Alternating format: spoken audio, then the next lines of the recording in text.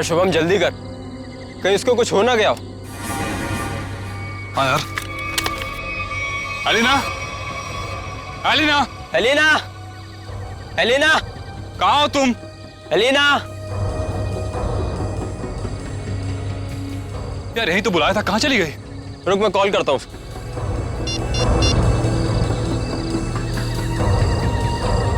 Elina, क्या हुआ? लग नहीं रहा यार। अरे यार, यार ये मौसम कैसे खराब हो रहा है? ये धुंध सी कैसी हो रही है? अरे इतनी सफेद धुंध तो मैं पहली बार देख रहा हूँ। हाँ यार।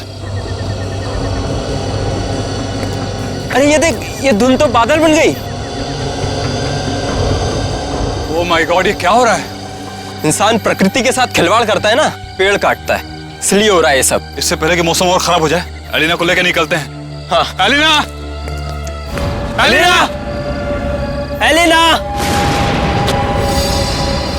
पानी? लग रहा है बारिश होने वाली है। शुभम, शुभम मेरा गाल जल रहा है। ऐसा लग रहा है किसी ने जलती हुई माचिस की तीली लगा दी है। दिखा जरा, दिखा। तेरा गाल तो बिल्कुल काला हो गया, जैसा किसी कीड़े ने काट लिया। दिखा। मेरा भी जल रहा है। बचाओ, बचाओ, बचाओ, बचाओ, बचाओ।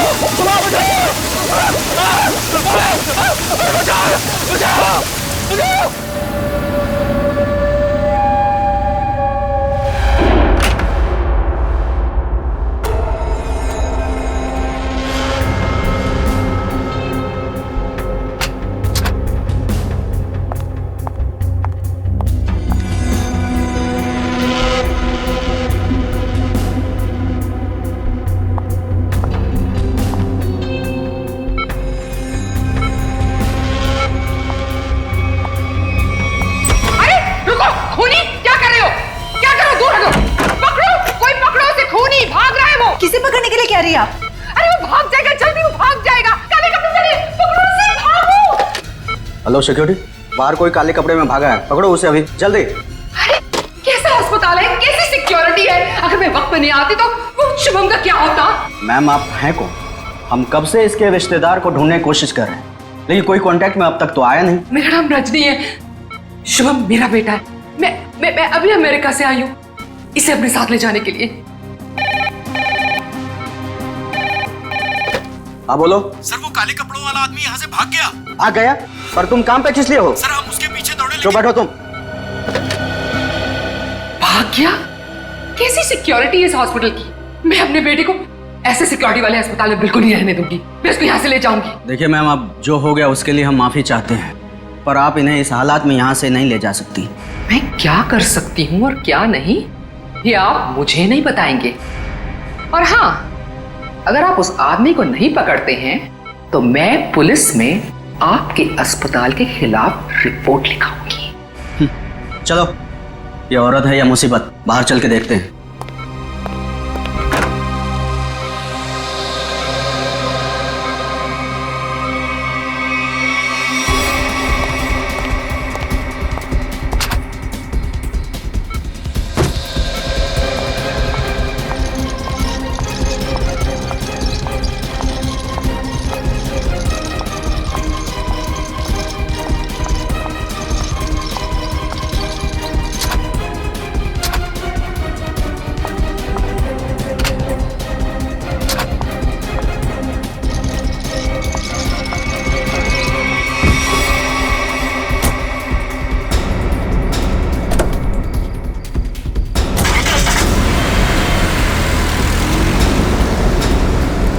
अरे रजनी जी रुकिए, रुकिए रजनी जी।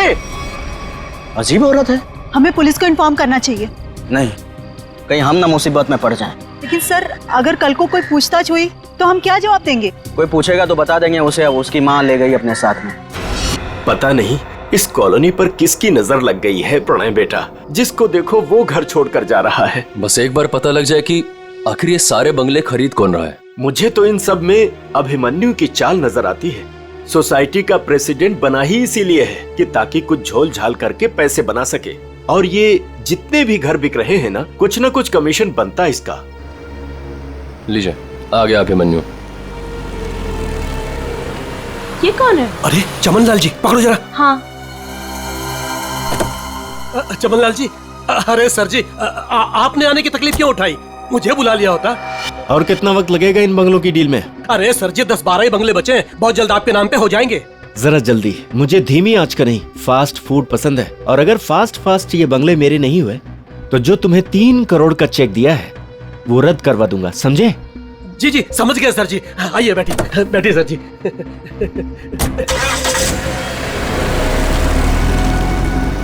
अरे चलो जल्दी कौन था ये अभिमन्यु? क्या खिचड़ी पक रही है अभिमन्यु? ये बिल्डर चमनलाल है ना? अरे चमनलाल हो या छगनलाल, आप लोगों को क्या लेने देना? लेना देना है, बताओ क्या छिपा रहा हूँ सर? अरे मैं कुछ नहीं छुपा रहा हूँ। और हाँ, ये बिल्डर चमनलाल जी है जो इस कॉलोनी के घर खरीद रहे हैं। और हाँ, जो भी घर बेच रहा है ना अपनी मर्जी से बेच रहा है, किसी पर कोई दबाव नहीं है। और अगर आप लोगों को यकीन नहीं है तो आज रात की डिनर पार्टी पे आ जाइएगा जो मैंने नए घर खरीदने वालों के लिए रखी है। आप लोग भी इनवाइटेड हैं पूरे परिवार के साथ। चलता हूँ अब, चलो। अरे चलो अब। समझ में आया? आज रात दूध का दूध और पानी का पानी हो जाएगा। चलो आओ। मैडम, अब क्या करेंगी?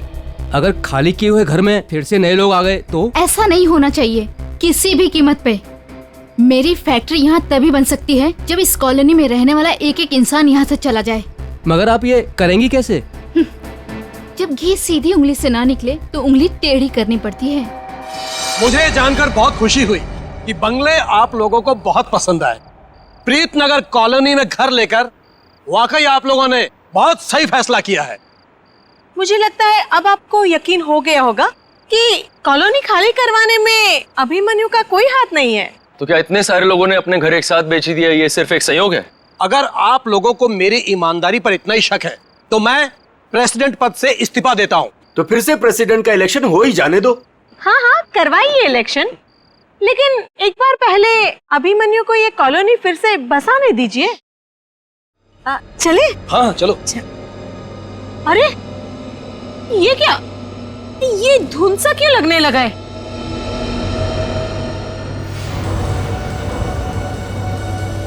ये तो पहली बार हो रहा है। अरे ये तो बादल है। ये सफेद बादल का रंग तो एकदम बर्फ जैसा है। हाँ, लगता है बहुत जोरों की बारिश होने वाली है। अरे ये क्या जलन हो रही है? चलो चलो चलो।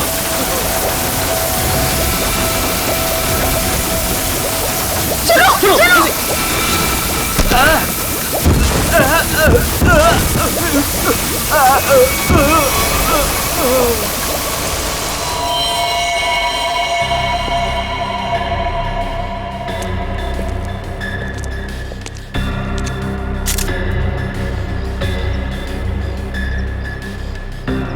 आग बरस रही थी ऑफिसर। कभी सपने में भी नहीं सोचा था कि जिंदगी में ऐसा नजारा भी देखने मिलेगा। बादल फटा, अंगारे बरसे। मतलब बारिश की बूंदे आग की चिंगारी जैसी थी। उससे भी ज्यादा खतरनाक सर, मुझे तो लग रहा था कि वो बूंदे मेरी हड्डियां गला देंगी। सर, मुझे तो हर वक्त डर लगा रहता है कि कहीं अग्नि वर्षा फिर से न शुरू हो जाए। अच्छा, आप एक बार फिर से याद करके बताइए कि कल रात को क्या हुआ और कितने बजे हुआ इस? रात के 10 बजे अचानक धुंध सा छाने लगा और सफेद बादल छा गए थे। पर सर, मौसम विभाग ने कहा था कि कल रात आसमान बिल्कुल साफ था। तो आपको क्या लगता है कि हम लोग झूठ बोल रहे हैं? हम सिर्फ ये समझने की कोशिश कर रहे हैं कि ये बारिश प्राकृतिक रूप से हुई है या किसी ने जानबूझकर की है आप लोगों को नुकसान पहुंचाने के इरादे से। लेकिन सर, आखिर कोई हमें कोई नुकसान क्यों पहुंचाना चाहेगा? वो भी पता चल जाएगा सर। हाँ, ये क्या है? अगर यहाँ पे बारिश हुई है तो आसपास के इलाकों में बारिश होनी चाहिए थी, लेकिन प्रीतनगर को छोड़ के आसपास इस तरह की बारिश की बूंद तक नहीं गिरी है। मतलब बारिश कराई गई है? हाँ सर।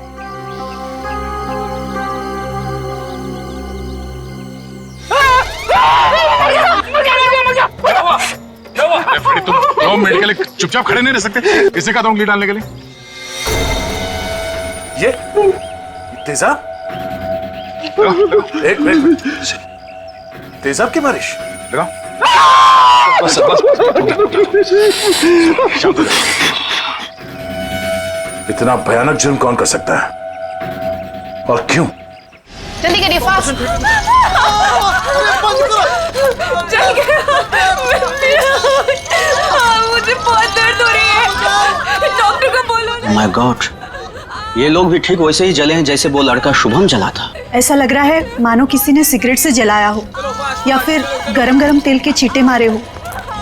अब पानी सर से ऊपर जा चुका है। निशा, लगता है हमें पुलिस को सब कुछ बता देना चाहिए। आखिर इतने लोगों का सवाल है, पुलिस या सीआईडी को इन्फॉर्म करना ही चाहिए।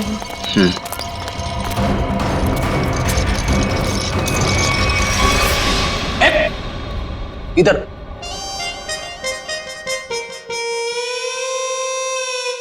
सर एक बात बताइए ना प्लीज, ये हम लोग ब्यूरो के अंदर ये छाता, टोपी, रेनकोट ये सब पहन के क्यों बैठे? पहले बारिश का मौसम होता था, ठंडी ठंडी हवा, पानी की नन्ही नन्ही बूंदे। लेकिन जब से ये एसिड रेन का सिस्टम शुरू हो गया ना, तब से कोई नहीं जानता कि उनके ऊपर जो बरस रहा है वो पानी है या तेजाब। अरे मगर सर, ब्यूरो में तो हम लोग सब सेफ है ना। ब्यूरो में क्या प्रॉब्लम है? इधर थोड़ी होने वाली एसिड रेन। तेजाब जो है ना, वो हर चीज में छेद कर देता है।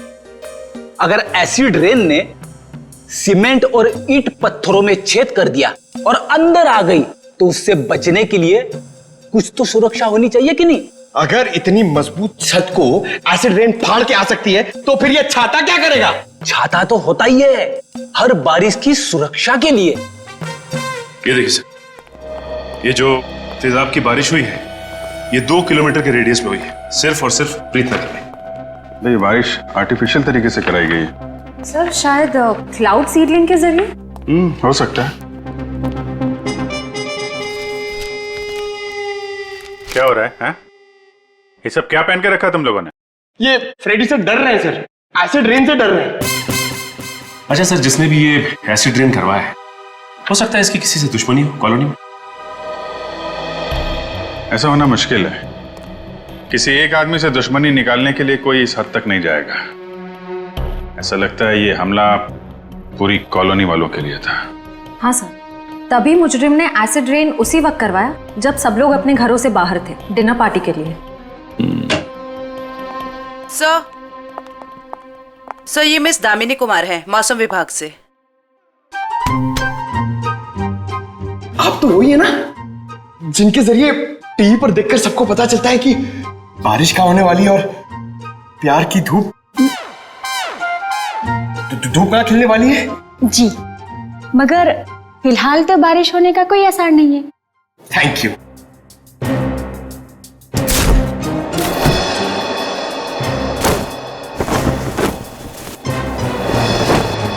बोला था ना फ्रेडी सर, ये सब की जरूरत नहीं है, मगर आप सुनते कहाँ हैं? हो गया। दामिनी जी, आप ये बताइए, जो रिपोर्ट हमने मौसम विभाग को भेजी थी वो आपने पढ़ी? परसों रात ऐसे कोई बादल नहीं बने थे आकाश में जिससे तेजाब वाली बारिश हो, और ना ही हवा में ऐसे कोई पोल्यूटेंट्स पाए गए। मतलब ये एसिड वाली रेन आर्टिफिशियल थी? लगता तो ऐसे ही है। अरे फॉरेंसिक लैब ही है या किसी गलत जगह पे आ गए हम लोग? सर, फॉरेंसिक का माहौल देख के लगता है कि हम लोग कुल्लू मनाली पहुंच गए सर। बहुत बढ़िया, बहुत अच्छे हैं। मेरे गोवा के प्लान को गोवा के समुद्र में डूबो करके तुम्हें कुल्लू मनाली याद आ रहा है? अरे डॉक्टर साहब, आप अभी भी गोवा की बात को लेकर रो रहे हैं? 3 बार जाते जाते रह गया हूं मैं। इस बार तो प्लेन में बैठ चुका था, फिर ही कॉल आ गई, अर्जेंट कॉल फॉर डॉक्टर सालू के सीआईडी कॉल्स यू। बस आना पड़ा ना। अब सीआईडी की ड्यूटी ऐसी है, कभी भी बुलावा आ जाता है। हाँ, तभी तो आपने लैब में ही छुट्टी का माहौल तैयार कर लिया। गोवा ना सही, कुल्लू मनाली ही सही। ए बस, मैं यहाँ पर बिना तेजाब के बादलों का निर्माण कर रहा हूँ।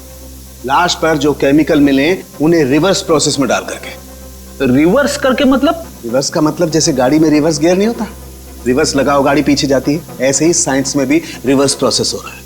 डॉक्टर साहब, आपके इस केमिकल रिवर्स प्रोसेस से आप किस नतीजे पे पहुंचे हैं?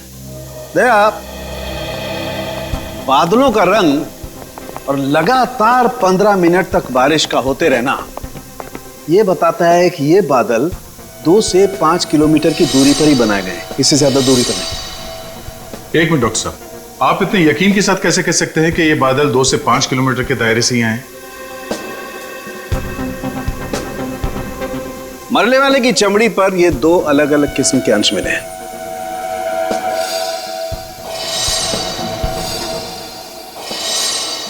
और ये दोनों अंश उस तेजाब के हैं, और तेजाब के तरल और गैस फॉर्म की कैलकुलेशन से मैं इस नतीजे पर पहुंचा हूं कि ये बादल 5 किलोमीटर के दायरे में ही बनाया गया। लेकिन डॉक्टर साहब एक बात समझ में नहीं आ रही कि इन बनावटी बादलों से, नकली बादलों से बारिश कैसे करवाई गई? एक किस्म के केमिकल से जो ट्रिगर का काम करता है। और सबसे दिलचस्प बात यह है कि पहले कुछ भी नजर नहीं आता है, ना कोई केमिकल ना कोई गैस, और फिर अचानक बड़े बड़े बादल नजर आते हैं। और जब ये बादल हवा में मौजूद ऑक्सीजन से कांटेक्ट करते हैं तो तेज बारिश होती है, मूसलाधार बारिश। और डॉक्टर साहब, जो केमिकल इस्तेमाल हुआ है इस जुर्म में, वो किस तरह का है? एक किस्म का केमिकल वेस्ट है, बहुत ही खतरनाक केमिकल वेस्ट, जिससे 2 अलग अलग किस्म की चीजें बनाई जाती, एक पटाखे और दूसरे कॉस्मेटिक्स। केमिकल वेस्ट यानी कि फैक्ट्रीज। पता करना होगा कि प्रीतनगर के आसपास 5 किलोमीटर के दायरे में कौन कौन से केमिकल फैक्ट्रीज हैं।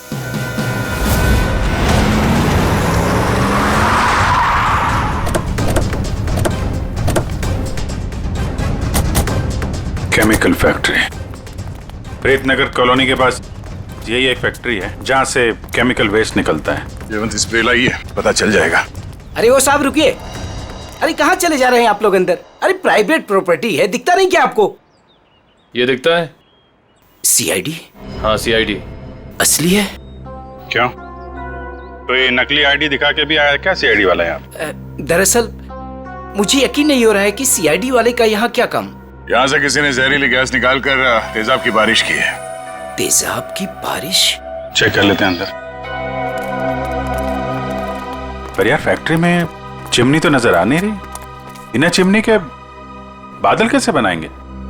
शायद कोई और रास्ता अपनाया होगा बादल बनाने का। आसपास ढूंढते, शायद कोई जहरीली केमिकल मिल जाए। देखो। Yes sir. Good afternoon sir, मैं विकास, इस फैक्ट्री का पुराना मैनेजर। आप लोग क्या ढूंढ रहे हैं? एक जुर्म के सुराग ढूंढ रहे हैं आप। मगर सर ये फैक्ट्री तो 6 महीने से बंद पड़ी है, यहाँ कैसे कोई जुर्म हो सकता है? यहाँ से कुछ किलोमीटर दूर जो प्रीतनगर कॉलोनी है उस पर एसिड की बारिश की गई। तो आप लोगों को लग रहा है कोई एसिड की बारिश यहाँ से कराई गई है? प्रीतनगर के पास यही एक फैक्ट्री है जहाँ पे केमिकल का इस्तेमाल होता है। सर हमारी फैक्ट्री में केमिकल्स बनते थे, लेकिन जहरीले नहीं, जिससे किसी को कोई नुकसान पहुंचे। 5 मिनट में पता चल जाएगा कि इस फैक्ट्री में जहरीले केमिकल थे या नहीं।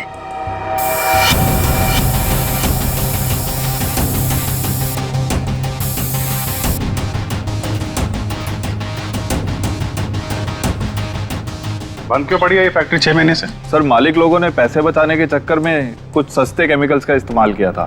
उनमें से कुछ एक केमिकल्स पर तो पाबंदी लगी हुई थी, सो फैक्ट्री को ताला लगा दिया। यहाँ पे खतरनाक केमिकल का खजाना था, पर तुम कह रहे हो कि कोई केमिकल मिलेगा नहीं यहाँ पे? सर वो केमिकल्स यहाँ से साफ करवाकर बहुत दूर भिजवा दिए गए थे। और सर वैसे भी अगर इस वक्त वो केमिकल यहाँ पर होते तो आप और मैं बिना खांसे या छींके बात नहीं कर सकते थे।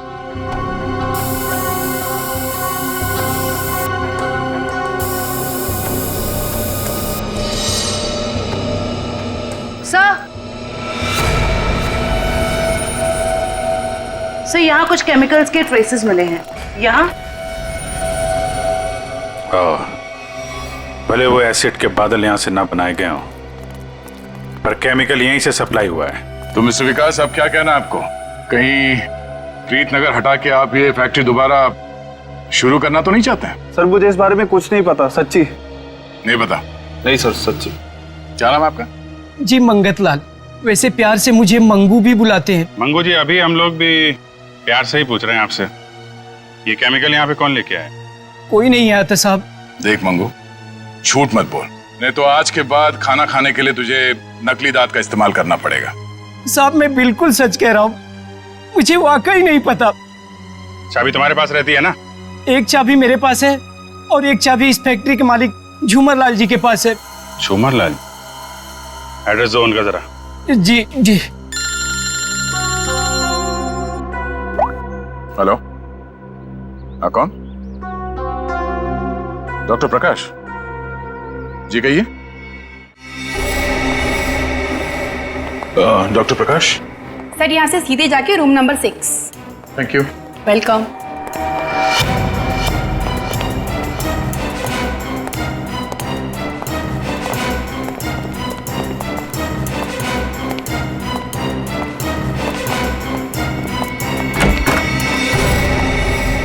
डॉक्टर प्रकाश। दया सर। हाँ, इंस्पेक्टर दया सीआईडी से। थैंक गॉड सर, आप आ गए। मैं आपका ही इंतजार कर रहा था।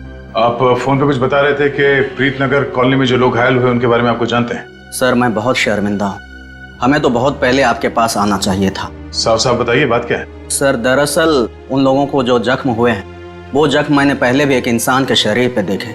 हाँ सर, और हम लोग उसका इलाज भी कर चुके हैं। कौन है वो? सर वो शुभम नाम का एक लड़का था, यही कोई 26-27 साल का होगा। और इतनी बड़ी बात आपने हमसे छिपा के रखी? ये शुभम इस वक्त कहाँ है? आपके हॉस्पिटल में? नहीं, उसे एक औरत अपने साथ ले गई। कह रही थी कि मैं इसकी माँ हूँ, रजनी नाम बताया था उसने।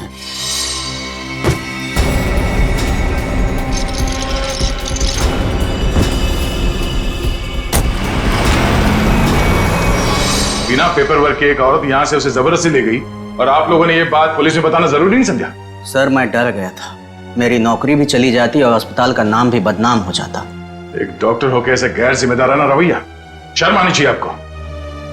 अच्छा, इस रजनी और ये शुभम, इनकी कोई फोटो है आपके पास? हाँ सर, वो सीसीटीवी कैमरे में है। निशा, सर को निकाल के दे दो फोटो। जी अभी लाई।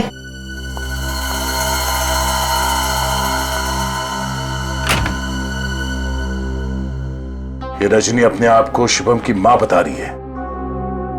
कुछ तो चक्कर है। सर कहीं ये एसिड वाली बारिश इस रजनी ने तो नहीं करवाई? कुछ कह नहीं सकते, हो भी सकता है और नहीं भी हो सकता है। ये जो दो हादसे हुए हैं जिसमें शुभम घायल हुआ है और ये प्रीतनगर वाला हादसा, मुझे लगता है ये दोनों कहीं ना कहीं कनेक्टेड है। अच्छा, ये शुभम को हॉस्पिटल में कौन लेके आया था? सर मनन नाम का आदमी लाया था उसे। इस मनन से पूछते हैं कि ये शुभम उसे कहां, कब और कैसे मिला। हाँ सर, मनन हमारे साथ ही है। Okay sir. बस बस सर, यही गाड़ी रोक दीजिए।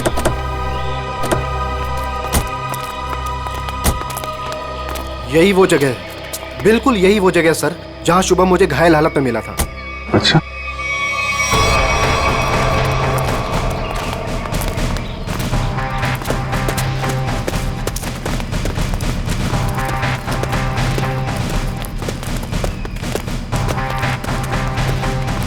कहाँ पे? इधर? जी सर, जी सर, यहीं से भागते देखा था मैंने उसे। एक सर्र सी आवाज हुई थी, धाए जैसी। फिर मुझे लगा जैसे जैसे कुछ बरस रहा है, अंगार जैसा।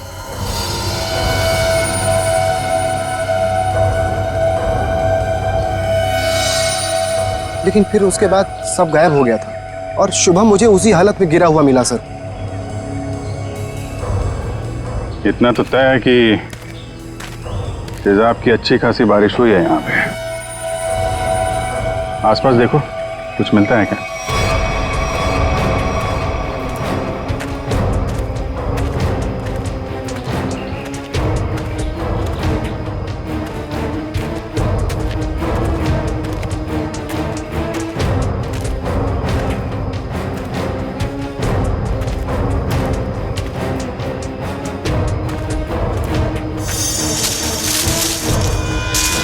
Sir phone.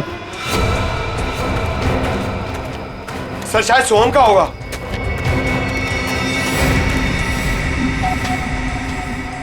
टूटा हुआ है? ऑन होता है क्या? नहीं सर, बैटरी गई शायद। ओह ठीक है, रख लो। ऑन होगा तो काफी कुछ काम आएगा।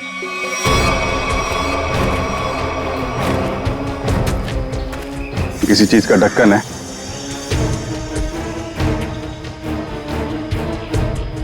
गैप में तो कुछ लगा हुआ है। जरा वो स्प्रे लेके आओ। Yes sir. लगता है फिर से तेजाब का खतरा है। इस बार तो मैं दूर खड़ा रहूंगा।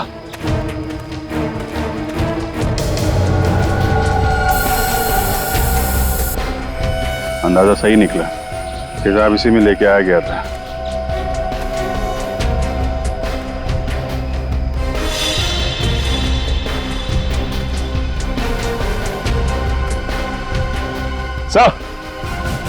हाँ सचिन,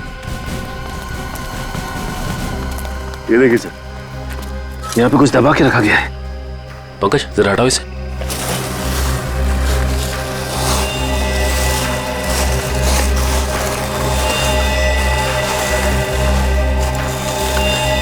माय गॉड सर, ये तो पूरी तरह से जली हुई लाश है।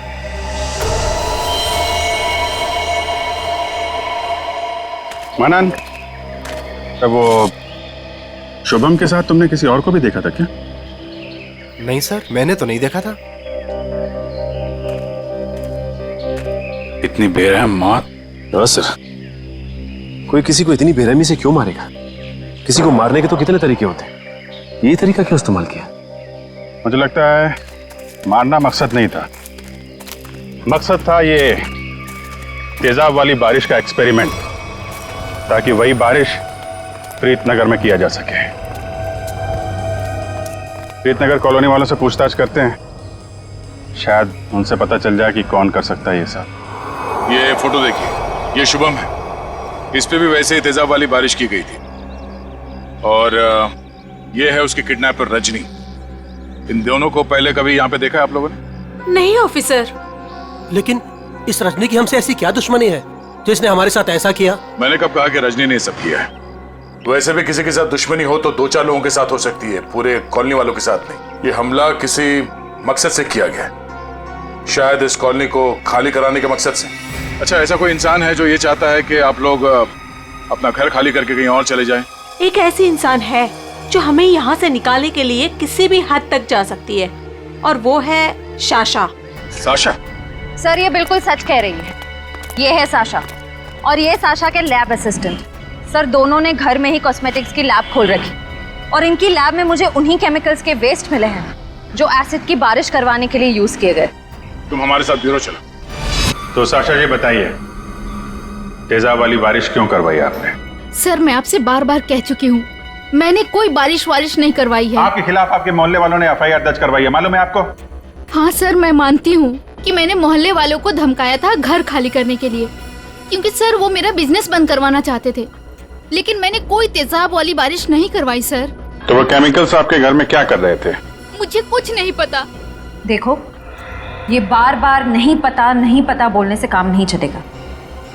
सर आप मुझे इसके साथ कुछ देर के लिए अकेला छोड़ दीजिए, 10 मिनट में तोते की तरह सब सच बोलेगी।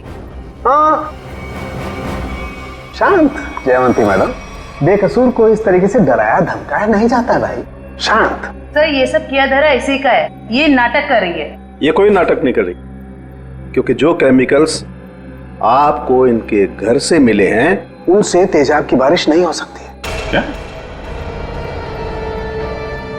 आपको पूरा यकीन है? इधर तुम ना ये रिपोर्ट पढ़ लो, इस रिपोर्ट में साफ साफ लिखा हुआ है कि बारिश तो दूर, इन केमिकल से भाप तक नहीं बन सकती है। पता है ये रिपोर्ट किसने लिखी है? किसने? तारिका जी ने। हाँ तो फिर पढ़ने की क्या जरूरत है, ठीक ही लिखी होगी। मतलब सालों के साथ मैं बेवजह खुश हो रहा था कि केस खत्म और पैसा हजम, अब तो नए सिरे से खूनी को ढूंढना पड़ेगा। शायद वो नया सिरा इतना दूर नहीं है फ्रेडी, इतना तो तय है कि उस केमिकल से तेजाब की बारिश नहीं हो सकती, और वो केमिकल मिला है साशा जी आपके घर पे। आपको कुछ याद आ रहा है, कोई ऐसा आदमी आया हो हाल फिलहाल में जो ऐसा केमिकल आपके यहाँ रख सकता हो? अरे हाँ सर, मेरे तो दिमाग से ही निकल गया था। सर जो कार्टन्स आपको अभी मिले हैं वो कुछ दिन पहले डिलीवरी बॉयज रख के गए थे। और ये कौन थे डिलीवरी बॉय? पता नहीं सर, पहले तो मुझे लगा कि मेरे सप्लायर ने उनको भेजा है रॉ मटेरियल के साथ, लेकिन बाद में जब माल कुछ गलत लगा मुझे, तो फिर मैंने अपने सप्लायर से इस बारे में शिकायत भी की थी। फिर सप्लायर ने मुझे बताया कि उसने कोई डिलीवरी बॉयज को नहीं भेजा है। सर इतने सारे कर्टन्स के साथ मैं इन्हें कहाँ फेंकती, तो इसलिए मैंने इन्हें यहीं पड़े रहने दिया। और ये बात तुमने अब तक नहीं बताई? सर आप सीआईडी वालों से मैं इतना डर गई थी, इतना टेंशन में आ गई थी कि मैं सब कुछ भूल गई। अच्छा वो कितने डिलीवरी बॉयज थे? सर 2 थे। उनके चेहरे याद है आपको? हाँ कुछ कुछ। गुड। जयवंती स्केच आर्टिस्ट को बुलवा लो और वो उनके स्केच बनवाओ। जी सर। हाँ दे शुभम का एड्रेस मिल गया? ठीक है, तो फिर देख लो वहां पे क्या पता चलता है। सर, सालुके सर की मदद से हमें पता चला है कि वो जली हुई लाश रे की थी। ये शुभम और रे दोनों शायद यहीं रहते हैं। हाँ सर, एड्रेस यहीं का मिला है। सर, ये घर किसी मारिया नाम की औरत का है। अब आगे की कहानी ये मारिया जी ही बताएंगी। तुम्हारी हिम्मत कैसे हुई मेरा केबल काटने की? कब से कह रहे हो तुम? मैकेनिक आ रहा है, मैकेनिक आ रहा है। कोई मैकेनिक नहीं आ रहा है, अभी तक नहीं आया है। देखो तुम जल्दी करो वरना ठीक नहीं होगा, समझे तुम? तुमने ये 4 लोगों को क्यों भेज दिया और एक लड़की भी उनके साथ में? देखिए मैडम, आपको कुछ गलतफहमी हो रही है। हम लोग सीआईडी से। सीआईडी से? देखा, वो अभी तक नहीं आया है। तुम जल्दी भेजो, नहीं तो मैं सारे मोहल्ले का कनेक्शन कटवा के रख दूंगी। क्या बात है आंटी जी, आपका केबल कट गया तो इतना गुस्सा आ रहा है? आप टीवी बहुत देखती है ना? जब तुम बूढ़े होगे ना तब तुम समझोगे कि अकेलापन क्या होता है। और जब कोई बात करने वाला नहीं होता है ना तो इस टीवी से ही बात करते हैं लोग। वैसे माँ जी, हम शुभम और रे के बारे में कुछ बात करने आए हैं। उनका कुछ पता चला? हाँ, वो दोनों आपके यहाँ। हाँ, वो मेरे किराएदार हैं और 6 महीने से हमारे पास रहते हैं, लेकिन पता नहीं कुछ दिनों से वो लोग आए ही नहीं हैं। रे की मौत हो चुकी है। हाँ। क्या? कैसे? कुब्जा हिल्स में एक अजीबोगरीब हादसा हुआ जिसमें रे तेजाब का शिकार बन गया। हे भगवान! और शुभम, वो कैसा है? मैम, अभी तक शुभम का कुछ पता नहीं चल पाया है। आप फिक्र मत कीजिए, हम उसे जल्द ही ढूंढ निकालेंगे। माँ जी, इन दोनों का किसी के साथ कोई दुश्मनी, कोई कहा सुनी हुई थी? नहीं, वो तो बहुत अच्छे बच्चे थे, केमिकल इंजीनियर थे। और आखिरी बार आपने कब देखा था इनको? 13 तारीख को। लेकिन हैरानी की बात तो ये है कि जब से ये दोनों बच्चे गए हैं तब से मेरे 2 किराएदार और गायब हो गए हैं। दूसरे किराएदार? हाँ, वो रे और शुभम के सीनियर्स थे। मुझे लगा चारों का ही पिकनिक मनाने गए होंगे, इसलिए मैंने उनको ढूंढने की भी कोशिश नहीं की। अच्छा, इन्हें स्केच दिखाओ। इनमें से किसी को पहचान दिया? हाँ, ये 2 तो सीनियर्स हैं, लेकिन इसको मैं पहचानती नहीं। ओह, इसका मतलब है शुभम और रे के साथ जो कुछ भी हुआ उसमें इनके बॉसेस का भी हाथ है। माँ जी, शुभम और रे के ऑफिस का एड्रेस देंगे जरा?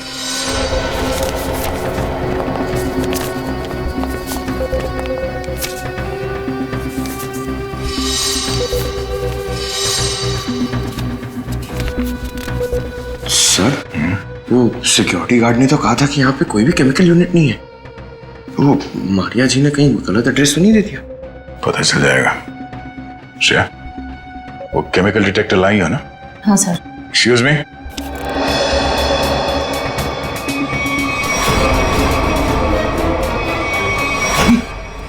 तो वही लोग हैं।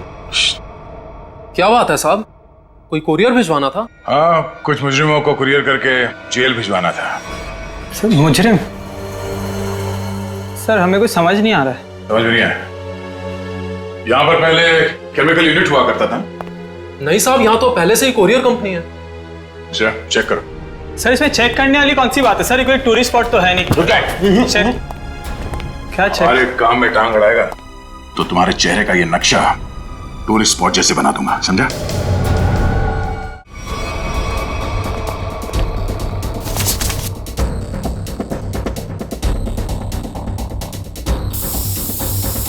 श्रेयमान, एसिड के ट्रेसेस हैं इसमें। सर, रूम में एसिड के ट्रेसेस हैं। एसिड के ट्रेसेस हैं? हाँ? ये शुभम और रे यही काम करते थे केमिकल यूनिट में। वो गायब हो गया, उसके पीछे पीछे तुम लोग भी गायब हो गए। क्यों? सर, रे, शुभम, ये नाम तो पहले कभी नहीं सुना सर। कभी नहीं सुना? तो साशा का नाम भी नहीं सुना होगा फिर? सर, कौन सा आशा? सर, हमने नहीं सुना। कौन सा आशा? अरे बाप रे बाप, श्रेया, यहाँ पे तो तेजाब की दुकान लगी है। क्या?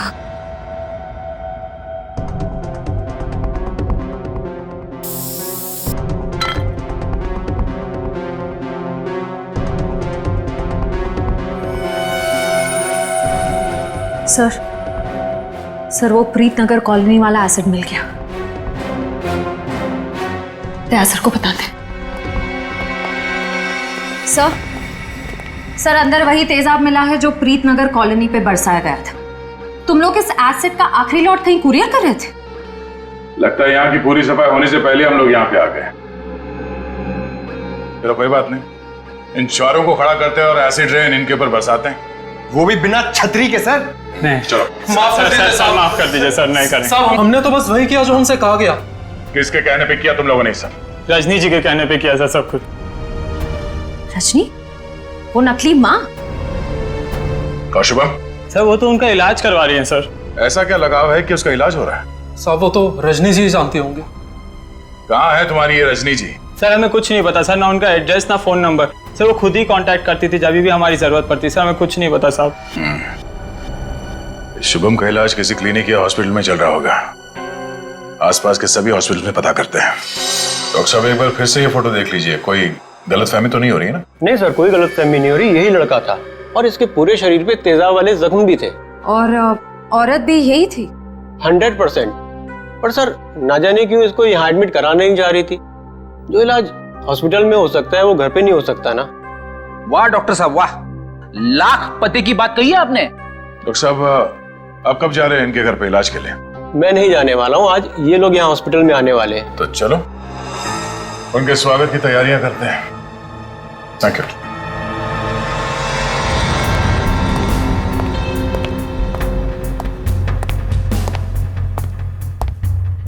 सर ऐसा लगता है नहीं वो यहाँ पर आएगी। सर जो भी इलाज होगा ना वो घर पे ही करा लेगी। पंकज, अगर उसे शिवम की जान बचाना इतना जरूरी है तो जरूर आएगी।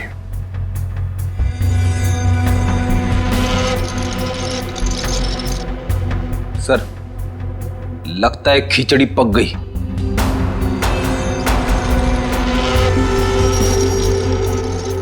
पक गई है तो परोस देते हैं।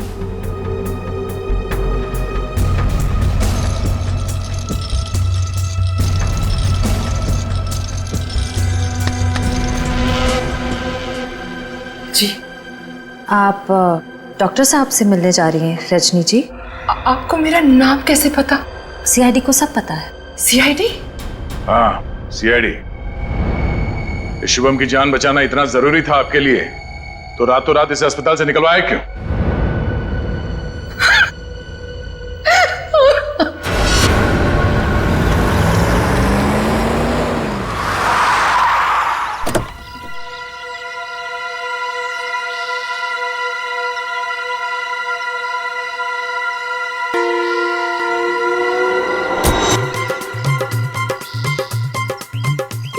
चमनलाल तो नहीं है, आप किसे उठा के लेके आए? अरे मुझे क्या पता कौन है।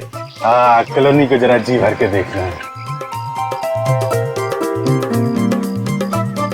मेरे जिगर का टुकड़ा, हीरे मोती सा मुखड़ा है इस कॉलोनी का। बड़ा प्यार आ रहा है आपको कॉलोनी पे। आप कौन है और बंगले खरीदने आए हैं? अब बंगले नहीं, पूरी कॉलोनी खरीदने आया हूँ। दाबली जी नाम है मेरा, बिल्डर दाबेली। ये लो जी मेरा कार्ड पकड़ो। बढ़िया है ना? आपका दिमाग तो ठीक है? हाँ जी। देखिए यहाँ कुछ बिकाऊ नहीं है। अरे बिक चुका है बेटे लाल, बिक चुका है। ये सारी जमीन सरकार से मैंने खरीद ली। आप लोग जो हो ना इसमें गैर कानूनी ढंग से रह रहे हो, मैं निकाल के बाहर कर दूंगा। अरे हमने बाकायदा पैसा देकर खरीदा है घर। आप होते कौन है पैसा निकालने वाले? कल सुबह 11 बजे बुलडोजर आ जाएगा आपके घोंसले गिराने। मिलता हूँ। सुखिए सुखिए। दाबली जी देखो बहुत महंगा पड़ेगा तुम्हें सब। बेटे लाल, दाबली जी जब सौदा करता है ना तो सस्ते महंगे की परवाह नहीं करता। कल मिलेंगे बुलडोजर के साथ। Bye bye tata bye bye. चलो नहीं चलो।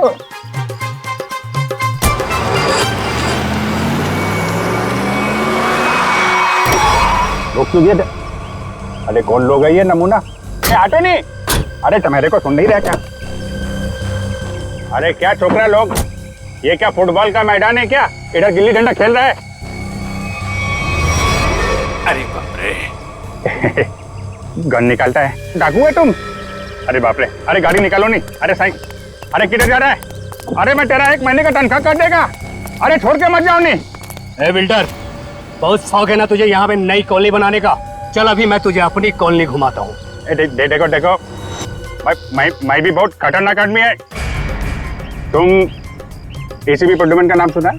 दया का नाम सुना है? अभिजीत का नाम सुना है? हाँ मालूम है, ये सीआईडी वाले हैं। तो क्या हुआ? ओ पर्सनल जान पहचान है, उनसे मिला। हम तुम लोग को अंडर करवा देगा, समझा तुम? और डाबली बाबू, ये सीआईडी वालों की धमकी किसी और को देना। फिलहाल तुम चलो हमारे साथ, लॉन्ग ड्राइव पे चलते हैं। हाँ लॉन्ग ड्राइव पे चलो। अरे देखो, अरे देखो, डालो इसे अंदर। अरे देखो, अरे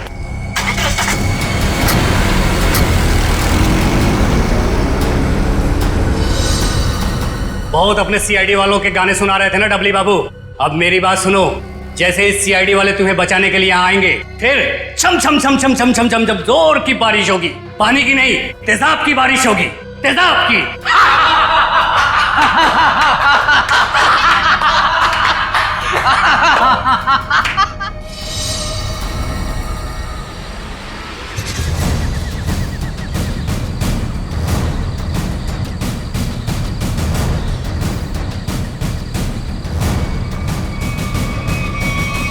देखो, चुपचाप तुम सब बाहर आ जाओ। हम जानते हैं दाबली तुम्हारे साथ है।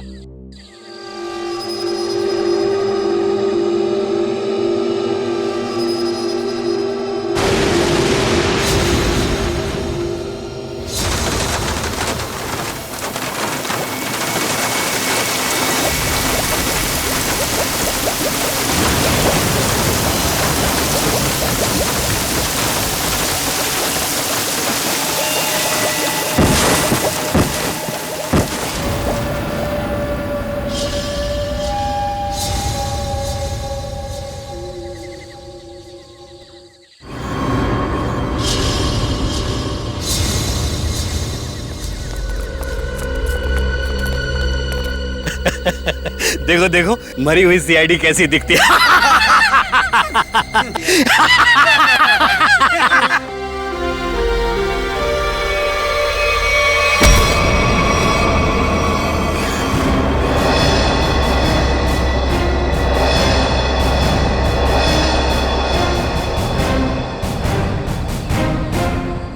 सीआईडी को मारने चले थे, हैं?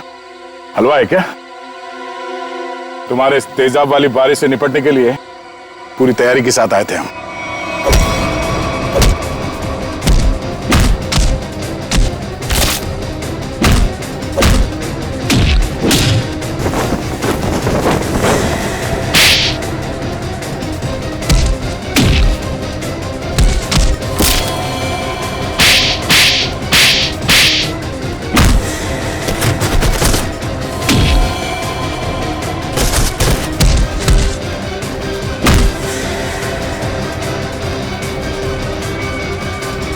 रुक जाओ।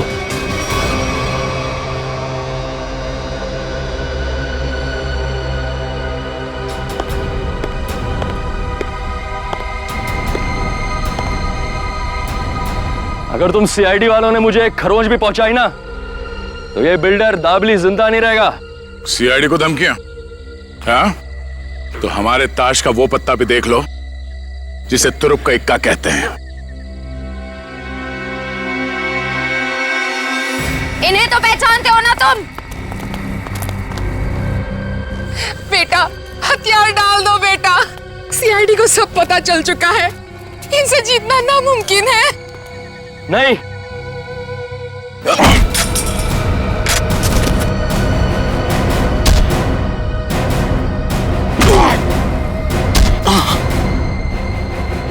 जरा अपना चांद सा मुखड़ा तो दिखा दे।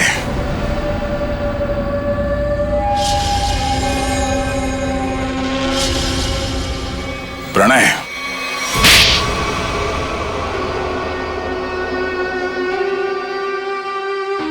जिस जमीन पर प्रीतनगर कॉलोनी बनी थी, जमीन हमारी थी। 5 साल पहले वहां बाढ़ आई, सब बर्बाद हो गया। माँ और मेरे अलावा हमारा सारा परिवार चल बसा। सरकार को लगा कि उस बाढ़ में हमारी भी मौत हो गई। उन्होंने वो जमीन एक बिल्डर को बेच दी, उसने वहां पे कॉलोनी बना डाली। जब वापस आए, देख के दंग रह गया कि हमारी जमीन पर लोगों के घर बस चुके थे। हमने कानून का दरवाजा खटखटाया, बहुत मदद मांगी, कानून का तो बस यही कहना था कि जो लोग रह रहे हैं उनको नहीं निकाला जा सकता। तो तुमने गैर कानूनी तरीका अपनाया, तेजाब की बारिश करवाई ताकि लोग अपना घर खाली करके भाग जाएं। वो तरकीब शुभम ने निकाली थी, वो मेरा भतीजा है, लेकिन प्रणव तो उसको भी मारना चाहता था। मेरा दिल नहीं माना, मैंने उसको बचा लिया। इसीलिए तो हुआ ये सब। तुम्हारे दिल में बेकार की ममता ना जाग उठती ना, शायद आज अब पकड़े न जाते। इस गलतफहमी में नहीं रहना, पकड़े तो तुम तब भी जाते। माना कि तुम लोगों के साथ जो कुछ भी हुआ वो बेहद दुर्भाग्यपूर्ण है, मगर ऐसे गलत रास्ते पे चल के आज तक किसी को इंसाफ नहीं मिला। अपना घर वापस पाने के लिए न जाने कितने लोगों को मौत के घाट उतार दिया तुमने। इसकी एक ही सजा है, फांसी।